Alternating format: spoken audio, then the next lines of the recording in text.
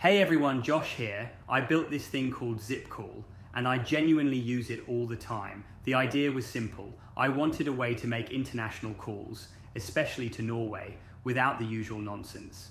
No downloading apps, no complicated setup, no random fees, just a clean browser-based calling tool that actually works. And honestly, it does exactly that. I've made tons of calls on ZippCall to friends, family, even for work. And the call quality still surprises me. It's super clear, there's no lag, and it connects fast. Like, you click call and you're talking. That's it. I kept the pricing as fair as I could, just a few cents per minute, with no weird hidden charges.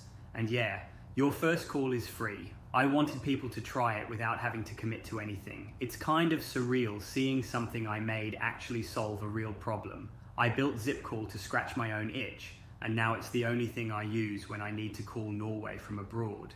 If you try it, let me know what you think. I'm always tweaking things to make it better.